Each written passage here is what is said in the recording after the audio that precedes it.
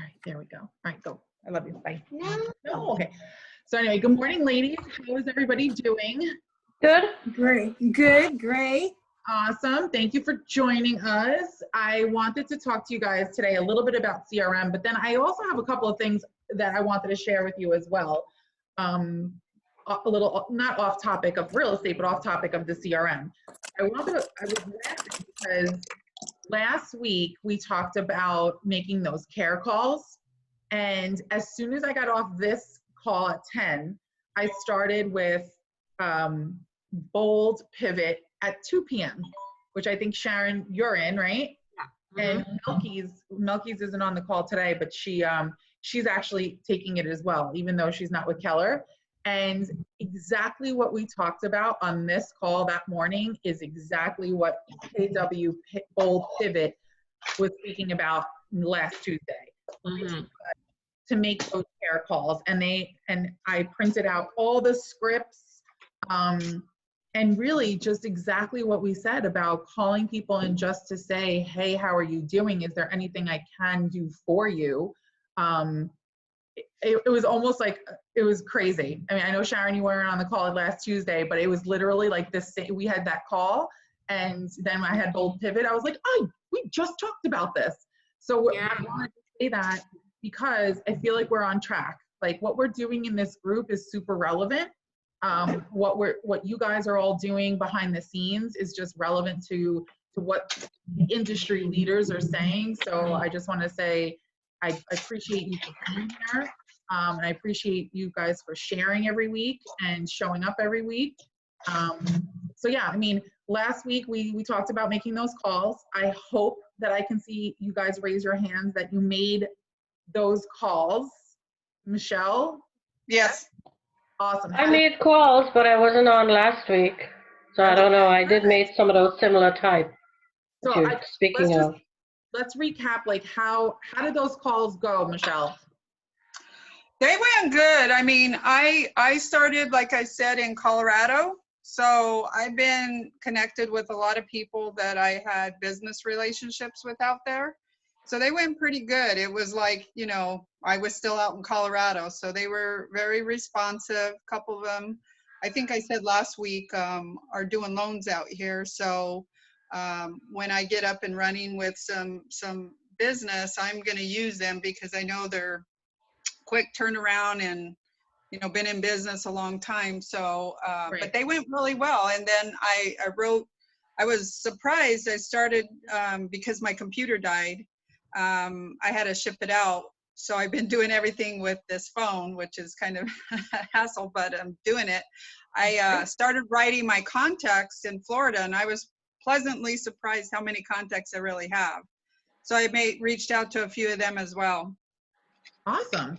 And nobody hung up on you, which is good, right? Thank God. You know, it's okay. So Jenny, I know you weren't on the call last week, but you're making those phone calls as well? Yes, I am. To all my past, my sphere of influence, all my past clients and customers and friends, old friends, people, family, friends too, on my social media. I just did videos through Messenger just to check in with them, ask them how they're doing. Nothing about real estate, by the way. I just asked. So two things. One is I got one of your videos, so I appreciate that. Oh, yes. And two, I mean, like we talked about this last week on the call, is like, this isn't necessarily about real estate. This is just making those phone calls to make sure that people know that you care about them. And the real estate part will come at a certain time when it feels right. Right now, I think we're still kind of all in limbo and not really knowing what to do with our lives. But I'm glad you made the call.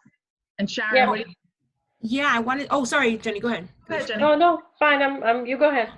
So I just wanted to, my 2 cents. So yes, I have skipped, and it's really just because, to be honest with you, 4 hours of prospecting has been kicking my butt, like doing these calls. So I was trying to get done by this time, and now I found out a better rhythm. So I'm doing any of my Zooms, really I'm doing calls first thing, then I'm Zooming, and then I'm getting back into calls because it's like a rhythm. The thing is that now my production is picked up because I'm asking the questions. around how our conversations are going. So James has like a 6-step process. Do you mind if I share that, Angela? Not at all, please. Okay, good. So while we're, I can't believe it, we're already like 8 weeks into this or something, right? We did like our care calls right at the beginning. So I've been calling, and at the beginning, my first 2 or 3 weeks really was just 100% care. I wasn't asking about business at all. And that's exactly what I was getting was no additional business because I wasn't asking for it, right? And of course, also because people were scared and we were just making sure that they knew we were here for them. So now I've moved to the second part, which is sharing with them that we're essential. So the first step to what I call the COVID calls is, how are you and your family? Right? So that's number one. How are you and your family? And then the second part was, what can I do for you? And the third is, it's called common sense is the title. So, that's when common sense, we use number 3 as in, if I say to you, how are you and your family? Well, our family's doing well. Is there anything that I can do for you? No, everything's pretty good. We're still working. Everything's okay. Then common sense says you can now talk about the market. So we have so number 3 is really just, I just keep the line, just put common sense, depending on what happens on the 2 previous questions. If in your forwarding people, which is the family, occupation, recreation, and dreams, if they say, unfortunately, I've been furloughed, or my wife lost her job, or God forbid, somebody in up Northeast is sick, then you're not going to have any of the next part. You're going to tell them that, of course, you're really here to support them. Anything that they need, you're here for them. Now, if number 3, common sense, is everything is going well with them, then you move to the fourth part, which is, or the second half, which is, 1, we are still essential. And we think as realtors and title and, and vendors, we think that they know what essential means because we've had this conversation. But I've had probably 75% of the people I've spoken to have no idea really what essential is. So I have that conversation, which is, do you know what essential is? And, oh, yes or no, and I talk about it that way. And then go from that into the listings pending and closed. So here in Margate, we have 29 listings this week. We have 14 pending, and just letting you know that 10 people closed on their new home this week. Wow, yeah, real estate's still happening.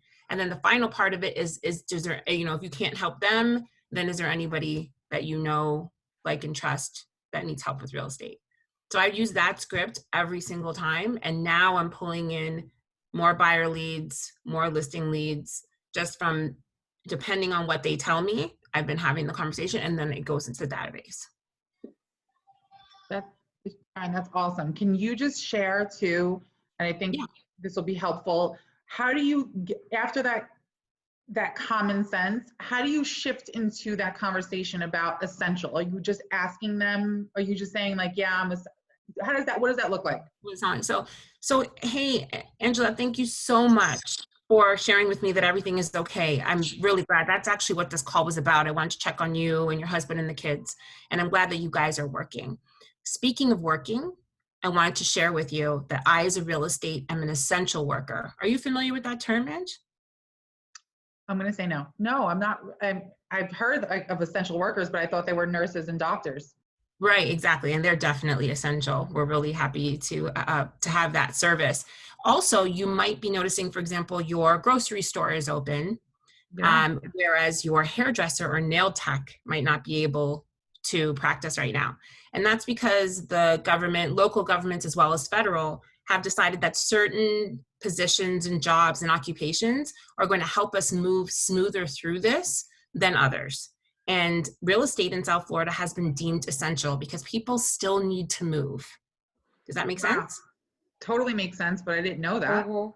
Right. Also, I want to point out that, of course, real estate has always been such a strong backing towards moving the economy forward. And this is not a recession that's due to real estate. It's not like 2008. This is a recession due to, unfortunately, COVID-19 and the crisis that we're experiencing. So real estate this time around is actually going to help stabilize the economy. And we have amazing rates. Have you thought about making a move in 2020? That, I mean, I kind of just haven't thought about it because, you know, everything that's going on. But now that you put it like that, like it makes sense. I mean, I definitely need to get out of my house. It's way Right. too small for all the people that are living in here. Exactly. So when you think about it, and if you look at your dream neighborhood, you not only have some equity built up, because I know we've spoken about your house and there's some equity that you've built up, but also we are experiencing historically low rates. So what if you were to find a home that fits your family, much bigger, and you're using your equity from selling the home right now that you have, and you get an interest rate that's lower than you can even think about? How does that sound to you? What if we took a look at this possibility for you? That sounds amazing. Okay, great. And then you just go into it and then just say, well, what cities were you looking at? And then just go into pretty much like a buyer's consult. And then you could say, hey, let's talk about your listing. You know, I will do some research for you, get you a CMA. You go from there. But it's just moving into, I always ask in the second part or first part, how are you and your family? I ask about work. So if you ask about work, you can go right into the fact that you're working. Right. The second part. Yeah, that's the transition. Awesome. That was super helpful for me, and I think for everybody else. Yeah. Yep. You're really good. You can tell you practice your scripts. I practice my scripts. I do, because people throw things at me all the time, and I'm like, I don't want it to go so. The scripts that you're using, are they from like the Keller Williams? Yeah. Yeah, so and the scripts, you can really use any of the scripts. It's that I have scripts and role play every morning with top producers in the country every morning from 9 to 9:30, because I'm being coached by a MAPS coach. Which is a Keller Williams coach. So we do that every morning. But you can use Keller scripts. You can use, some people use, what do you use? You use, I can't believe I forgot his name. Mike Ferry script. Mike Ferry, yeah. Yeah, all of those. Yeah. Well, they work because and I know this term is like being overused now, this pivot, right? Like everybody's pivoting. But I do think that if you have a script, it allows you to pivot in the conversation without doing the like ums and ahs and all that stuff. So super, super helpful. Anybody have any questions for Sharon on those 4 things? No, that was excellent. Thank you for sharing. Thanks. No problem. And if you guys ever if you'd like to, you can get my information from Ange, and I will script practice with anybody. So if you guys want to practice together, we can do that. Yeah, and if you guys want to do it too, like I'm happy to script practice with you as well. I actually have a call with Stephanie at 1:30, like one of my agents, just to help her script practice. And awesome. Believe it or not, like I took a Keller Williams Bold, and I did script practicing for how many weeks was that? Like 9 weeks? Yeah. Something ridiculous. So I'm actually good at script practicing if you want to practice on me. I'm happy to help you guys out in any way that I can. Yeah. Good. Yeah. And you're right. And getting them on the phone and then getting into the second part is the CRM. Right. So that's what I wanted to talk to you guys about today, because even for me, my CRM is where everything is. So is anybody currently using a CRM? Like a true client relation management system? Yeah, so I am, and I'm not great at remembering to put all the details to these great conversations in it. So I'm working on being more consistent with that, but I do have an actual CRM. Okay, yeah. Awesome. What about you, Michelle? No, I'm looking into it. Sharon, which one do you use? So I have 2 really. I'm using Command, which is through Keller Williams, but also I have Mojo. Do you guys make calls with a dialer, or you use your phone? Phone. Okay. So yeah, so Mojo is a dialer. It's a single line dialer, or you can get a triple line, and you can make notes and add follow up and all of that. Which Right. one is it, Sharon? Mojo? Mojo, yeah. If you wanted to use a dialer, you could get a single line dialer too. You don't have to be like doing the 3-line thing, but you could do a single line, put your CRM right into Mojo, and it'll automatically dial for you. And then right after, and you could populate scripts in there and everything. Right after, it pops up a notes section. So it'll let you go in, make notes, and then you can schedule your next follow-up call, or put them on, put some notes in that, hey, you've got to make another list, and maybe put them into a drip campaign, which they have as well. So everything, you can use Mojo as well. I'm trying to think if there's any other ones. I never heard about that one. It's Mojo? Mojo, yeah. What about, I know through my website's getting created, they have a CRM. What do you guys, I've heard not to use your CRM with the company, to pull it separately. I mean, does anybody have any feedback on that? I've heard that a couple of times, but. Yeah, I mean, it's always good to have your own as well. I just have, I mean, it just depends on, it's a trust factor, really. It's what people are talking about, right? Like, I definitely, I trust my company, and I also want to make sure that I have it for myself, because you never know. It's sort of like, I mean, we trust banks too, but one day if they decide they're going to just shut it down, they have all our money, right? So it's sort of like keeping some money under the mattress, so to speak, as well. So I have a really basic, boring Excel version. So anything that I put into my CRM, I download into Excel as well. So I always have an updated version of it for myself. So just in case it crashes, because Command is relatively new. So just in case it crashes, or God forbid something happens, I still have all of my information. There's so many CRMs out there. Yeah. Let me Yeah, Michelle, I do the same thing, right? So I have our proprietary CRM with Fidelity, but I probably at least once a month, like download it to an Excel spreadsheet, just so I have it for myself as well. God forbid it crashes or something happens, Okay. So I always have that. But the one thing I want to say about CRM, it's only as good as the information that you're feeding it, right? So this, and it's hard, right? Like having a CRM and making sure that it's updated is super hard, because it's an ongoing thing. It's a living, breathing thing. But I do think that if you can get your contacts in there and you can just start, I think the most overwhelming thing is to actually physically start and then start having, when you have those conversations, to actually then put them in. And one of the tricks that I have that I think has worked really well for me is not necessarily making that note, during the day, as I'm doing it. I actually keep, notes in my, I have this book that I just travel with, right? And I keep all the notes of my conversations. And then once a day, at the end of the day, I go into the CRM and I update it. So I put the notes of all the calls, and then my CRM allows me to schedule, and it actually allows me to schedule, it drops down and says, do I want to email them? Do I want to text them? Do I want to, phone call, whatever it is, and then allows me to schedule that out. And then every day I get an email with, these are the activities that you need to do today. So just personally, I think you also have to do what works and fits into your schedule and works for your personality. As long as it's getting in there, I think, that's great.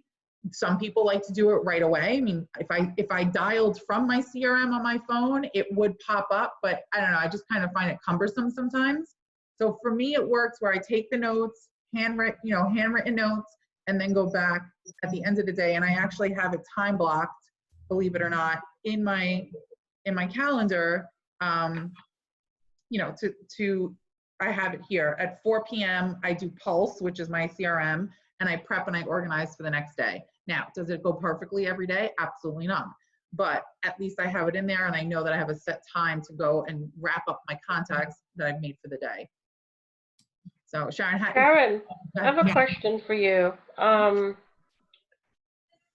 The phone numbers, the list that you might pull up from wherever you're using, are those numbers scrubbed? Top producer is a good one. Yeah. Yeah, they are scrubbed. So the numbers, so of course your own database is one section. And then if you're going to do like circle calls, like say you have it just listed and you want to go and call the neighborhood. So I use I'm trying to think of which one my brokerage uses, but I use Cole Realty.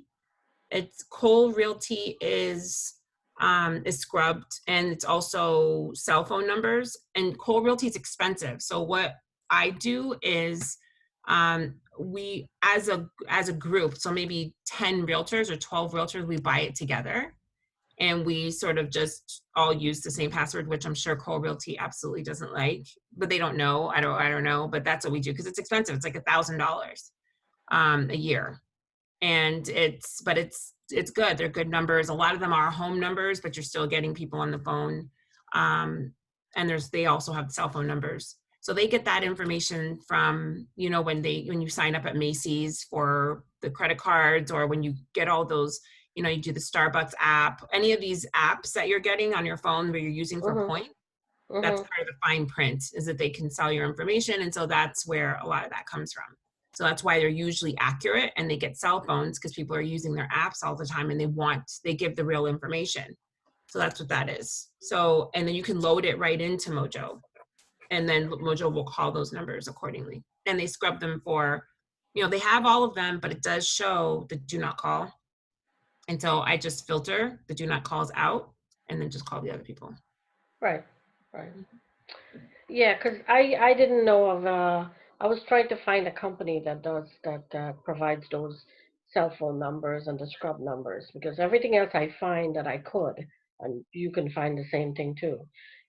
Most of them, if you dial 20 numbers right now, maybe just 2 or 3 that you'll manage to get a live person. Yeah. And they're all disconnected. Most of them are no longer functioning. So. Yeah, because landlines are a thing of the past. Doesn't exist anymore. Right. I only have if I'm calling, like I live in Margate, and if I'm calling, like around certain areas in Margate, a lot of people with home numbers, but again, they're usually elderly, or living in an older building where they might not be selling anyway. So, there's another one called Espresso Agent too. Espresso Agent actually was a good CRM. Put that in the notes. That one has numbers also. So it has expireds, FSBOs, and it has a CRM. And I think right now that one's 40% off, if I'm not. And then the other one is Vulcan 7, which is like really good. But again, more expensive. Vulcan 7. What else did I tell you? Oh yeah, Cole Realty. Vulcan, you said? Yeah, Vulcan 7. Vulcan 7. That one has a CRM as well. And Cole Realty, this is awesome. I am going to have to leave shortly, leave the meeting. Angela, Before you leave the meeting, I wanted to share something with you due to the fact that even though I'm not a realtor in the divorce space right now, I sent the email to you, Angela. Salesforce Essential is having a 3-month trial. I use Salesforce on the business side for my clients, and the 3 questions that I ask is, how are you, your family, and your business or career going?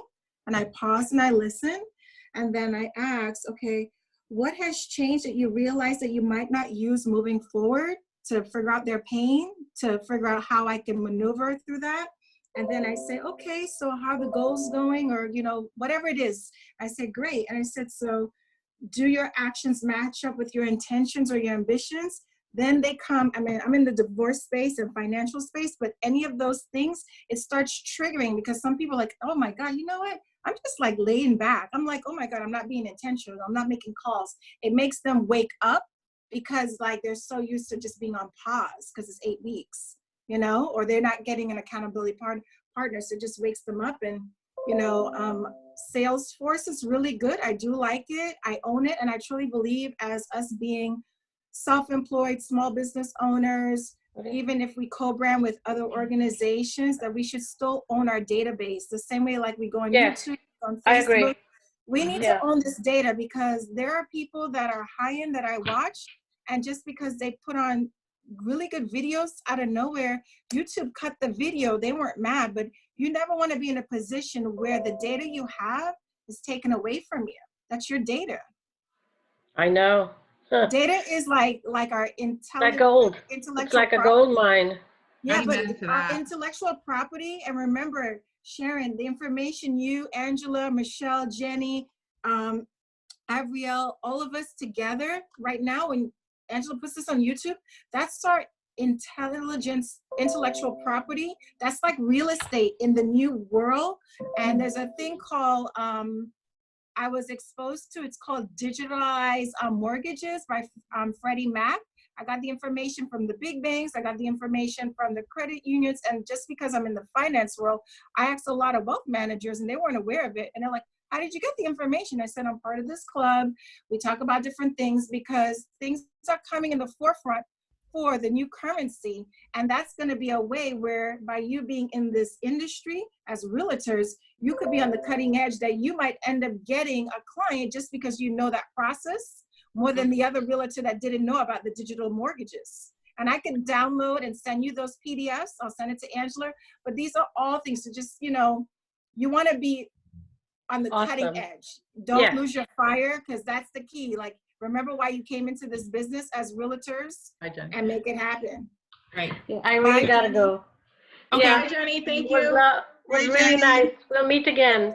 All right. Yes, take care. Bye. Thank you. Yeah, Shailene, you're right, absolutely. And it's one of the reasons why, that's when we talk about, like, being with a company that you're connected to and making sure that you're doing the right thing. And that's why, Michelle, it's smart of you to think about it as well. Like, how do you hold your CRM sacred and to you?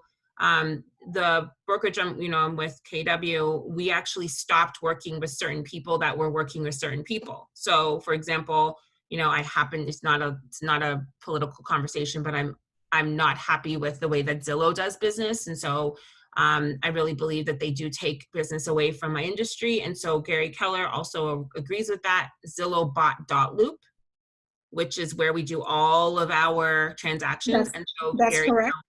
dropped .loop because, like he said, the intellectual property is going to be our leads. So our listings, our leads, our connections. And so we now use another digital or an e-processing company that we can sign disclosures with so that we can keep our information. So it's a great point, and definitely you want to make sure that you've got all of your data together and you keep it there. Yeah, and I brought that up because we get used to this technology, and my background before I ever became into this space in 1999 is technology. For 10 years I was in corporate America, so I understand data. And a lot of people don't realize Mark Zuckerman, he started Facebook when he was 19. He's 35 years old and he's worth $54.3 billion. And technically he owns a lot of data. He knows more about us than we know about ourselves. That's true. So think about and look at Amazon. Look how he's growing and he's growing. It's not a bad thing. Look at Microsoft. It's about data. Look at Elon Musk. I mean, these are people that they're great, and I'm happy for the opportunity they're giving us because we're able to reach people that we might have never been able to reach versus knocking on doors, looking at the yellow pages. But we have to remember, if you don't put it in a system, and even after you use your CRM, you should be backing it up on a cloud and then also extracting it and having that file on your USB drive, because you never know when something's going to shut down. You need your data. You need your data dictionary. That's key. That's golden. That's like saying, you got the winning ticket for the lottery, because once you have your people, your resources, no matter where you go, you can always follow up with them. But if you don't have where they live, what's going on, how can you move forward?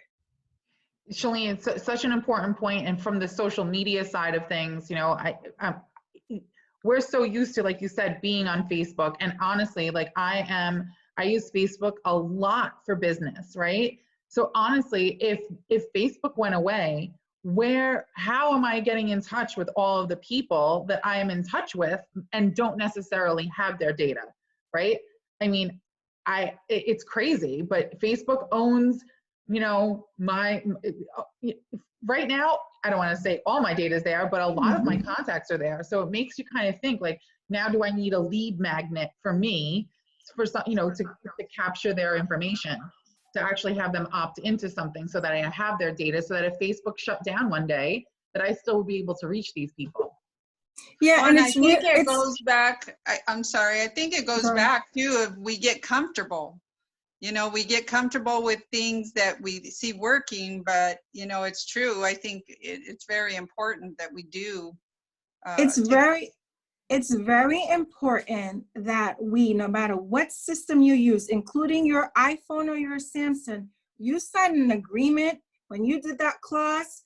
And remember, we all pay for this iPhone, but Apple didn't make the money off of the phone. They made the money off of the services. When you do iTunes, when you do Apple TV, they made billions of dollars last year, and you signed the rights for them to own your data, to own your lifestyle. So if you notice, if you ever lose your iPhone, it's easy to track. They own that data.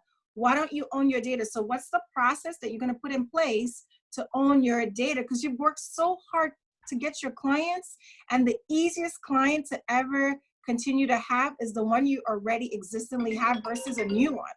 You know what I mean? Think how much money we have to pay to get a new client versus just keep on building that relationship with the existing client. And that's why the CRM is so important. Because if you're not making your calls quarterly, actually, even if you are making your calls quarterly, somebody else is doing it as well, right? So when you have the CRM, you're building with you have more touch. You want to do an email, you want to do some sort of drip where they're reminding you, or you're reminding them, sorry, that you're still in business and you're still here, because there's so many people that are taking other people's clients just for being available. Like, I know that I had a couple of listings that just earlier this month, just because I had them as referral, because people on Facebook or Instagram had seen me posting about real estate. They knew people who were interested in listing, and their typical realtor was not available. They shut down, or they moved, went away somewhere, or they said that, it's COVID time, so we can't work. And I had 2 transactions just from that. So it's just from being relevant and staying, staying in the, sort of in the stratosphere of the work that you do, and keeping them connected to you. Because if you just have it under your mattress, it's not going to work that way either. Sharon, yeah, and I have a girlfriend in Virginia, and I would agree with you, Sharon. I have a girlfriend in Virginia. She's a realtor. She's been in the business less than 2 years, and she did over 3 million last year, and she got awards. But she was out there as a mom, and she made these little packets, like, those little plastic things that you would make, like, to put your candies in. And it says, my hair looks crazy. I'm just gonna show it to you guys real quick, because I went walking. She's just saying you're a super client. So she just went to all her existing clients, knocked on their doors, you're a super client. And when you're out and about, you can do those things. My hair looks crazy. I went walking, okay? It's one of those days. My hair's crazy too. I just do it in the haircut. Yeah. I need the baseball cap. So, I mean, just think about, what is it that I could make? Because guess what? A lot of people are not getting little gifts. And the fact that even if you just said, oh, I thought about you and I just wanted to give you this card. The fact that they're getting a human connection, maybe you do that once every other 2 weeks or something like that. They're going to remember you, or they're going to be like, you know what? Let me find someone. They're going to start trying to find clients for you. They're going to start asking people that they know, hey, are you looking for a realtor? They're going to start trying to be your raving fan. Absolutely. And that's what you want in this business. Mm-hmm. Yep. Oh, and you're muted. Oh, no, sorry. Yeah, no, I was just going to say, to all of that, but Sharon, isn't there, I think there's a statistic, and I may quote it wrong, but it's like 86% of people say they would use the realtor that sold them their house, but only 12% do. That's right? correct. Is that right? So it's like, it's an experience. They got what they needed. The realtor was great. The realtor was connected, and then the realtor dropped off the face of the earth. So think about that. That's 80, and that's it. Yeah. So just even, like you said, staying in front of those people, listen, it's the same thing for me, right?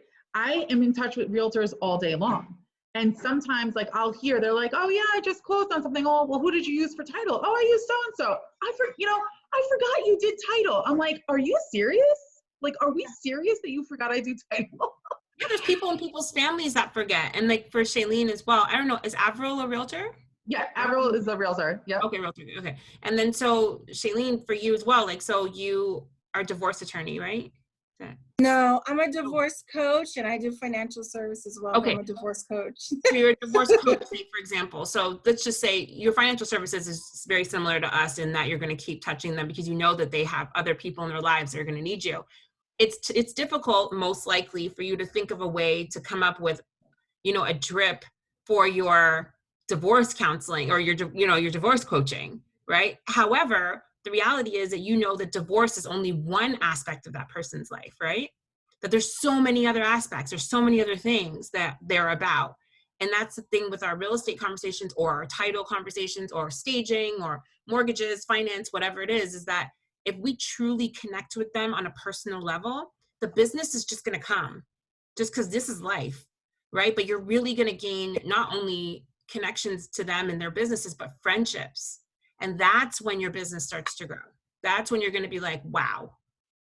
I have to agree with Sharon because, I mean, in Colorado, that's how I built my business is I was just doing for them. And then every time I take them out to lunch or do something nice just to see how their family was doing, kind of get them a reprieve of business. Mm-hmm. And then, you know, I would kind of bring up the conversation about what I did. And then every time, you know, something would come up and like, they would send these big loans to banks and they couldn't get them done. But because I had the track record of pushing with the underwriters, they would come to me. Like there was this $285,000 loan I did, but the guy had used this guy for 30 years. And what happened is it fell through. So he came to our credit union and I was able to get it pushed through. But guess what? I got business there for it, but it was all based on friendship. Right. I built the trust. And so he knew right away, okay, I'm gonna call Michelle. You know, she did this for me last time.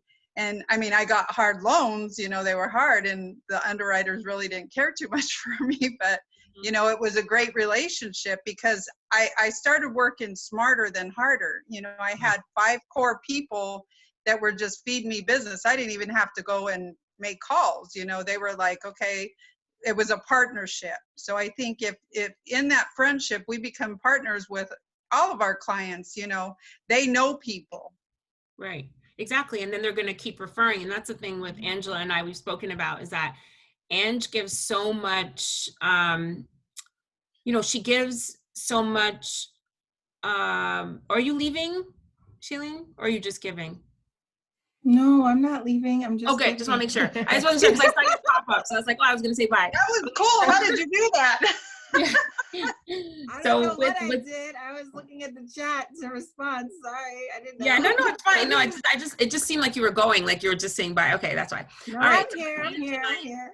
Okay, Angie and I talked about how important it is to also share what you do like part of your business is, and this is where the CRM comes in as well. It's like, okay, this is what I do, and I want to be your resource. So I do get a lot of phone calls from people who like, do you know a painter, right? Do you know this or that? And that's great because then I can still connect with them and I know that they see me as a resource and I can ask them about real estate.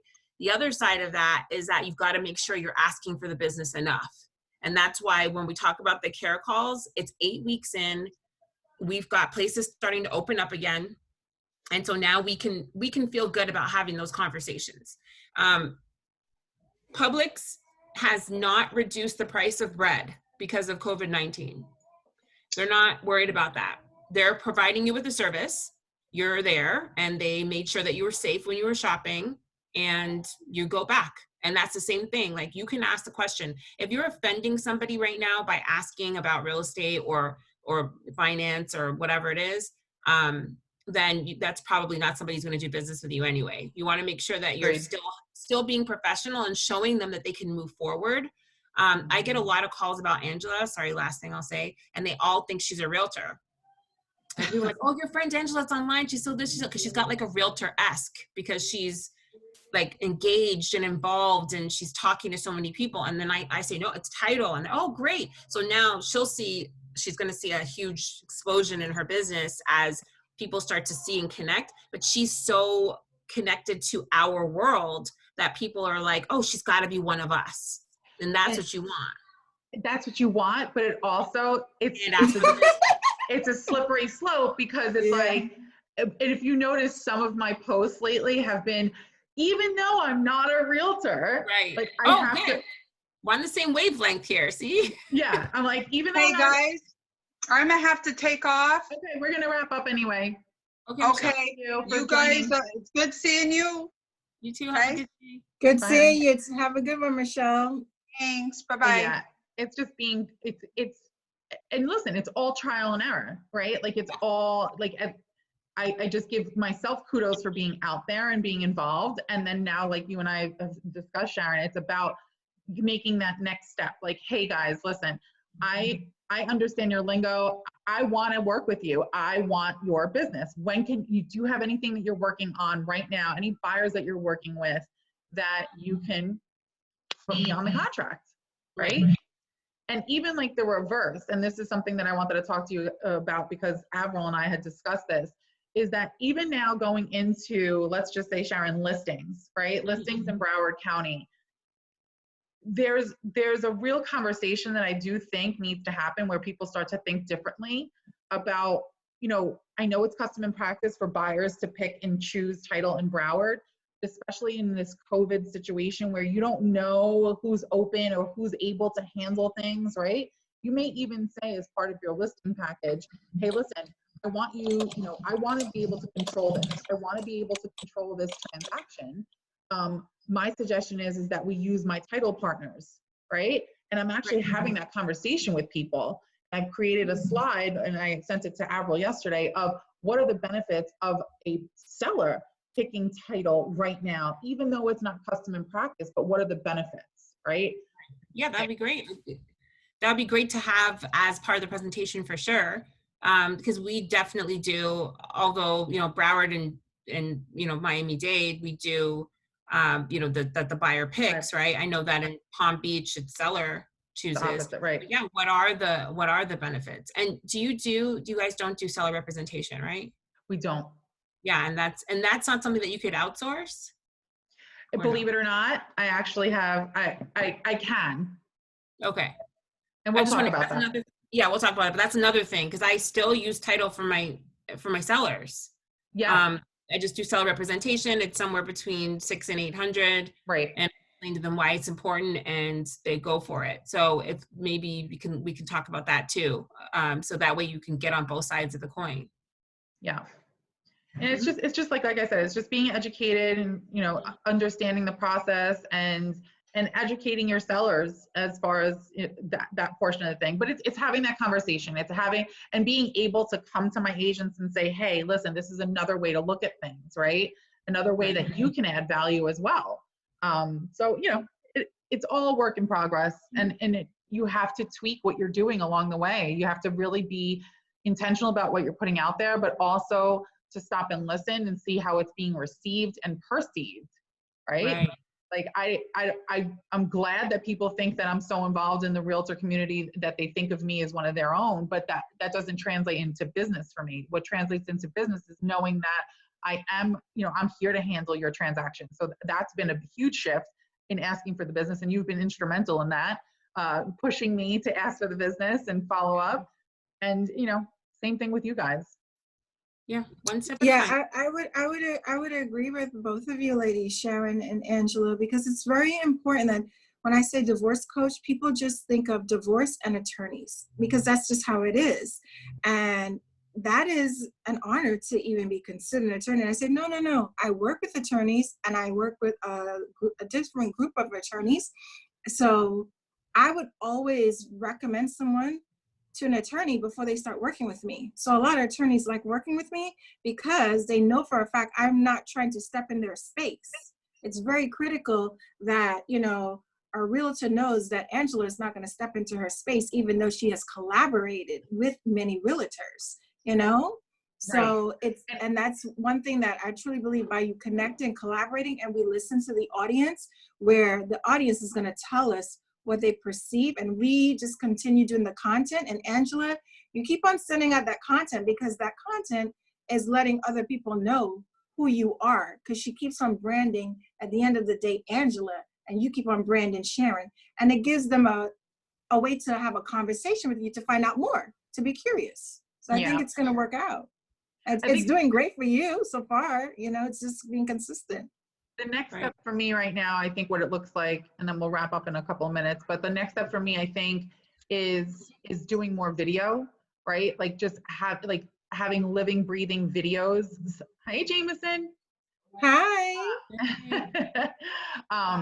Just having living, breathing videos. Oh my God, my whole house is fucking right now. I know. And making them engaging, right? Like, unfortunately, title is not, and I say this all the time, title is not a sexy topic. Like, it's not this like fascinating, you know, topic. So I want to make these, I'm almost going to learn how to do TikTok and maybe take the TikTok videos over to my Instagram and just post them, because I want to make them fun. I want to, and have engaging videos so that people know I am not a realtor, but I am here to help you, you know? Right. So Jameson, hi Jameson. Sorry I'm late. That's all right. Jameson is from, Jameson, introduce yourself. So I'm the National Director of Marketing for All My Sons Moving and Storage. And I work with a lot of, my biggest markets are Florida and Texas. So I travel back and forth between the two and work with real estate agents and the real estate industry in both those states. So. Oh, nice. Welcome. Thanks. Thank you. Jameson. And Jameson is excellent at giving value on on Instagram. So she does an excellent Instagram class. You do a lot for the board, right? You do a lot of the classes on the board. So if you are part of the, I don't even know what we call it, the realtor board of the Broward, Palm Beaches, St. Lucie counties. If you go I'm part of that board. I just call them. I'm still on the Fort Lauderdale. don't refer to it as Fort Lauderdale or RAPB. Like, don't do that. Like, they'll kill you. Is it, like, are we just calling it like the realtor board? Like, I want it to be. No, I don't even know what to. I call it. I just say South Florida, because almost everyone that I speak to knows when you just say the South Florida, it excludes Miami, because like that's its own breed. So. Yeah. Like with my market center, there's like 10 of us. There's 300 agents, and 290 or 280 are Miami board. So we are the stepchildren. Really? Where are you located, Sharon? Pembroke Pines, KW Pines. Okay. Yeah. Oh, okay. So I'm the preferred mover for Lawyer Reader and Saria, and I think they were with that office before they separated. They were with Plantation before they separated. Plantation. I was with them when they were in Plantation. Okay. All right. Yeah. So Reader is now, she has her own brokerage, you know. So yeah, it's, I don't know, the amalgamation with all the names was like, because we only knew it as Fort Lauderdale or Miami. So now it's like, yeah, the RAB. I just say I'm with that one. You know what really happened is that the Port of St. Lucie, the Pizzle got butthurt. That's what really happened. The Pizzle got butthurt. They really did. Yeah. And they were like, we need to be part of that name. Yeah. That's exactly what happened. It's crazy.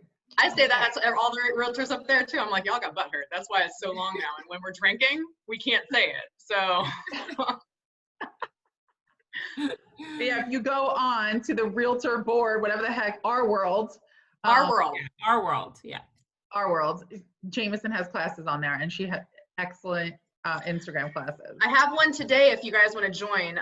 It's a 6 series webinar, but I have one today. I'm pretty sure it's on hashtags for the board.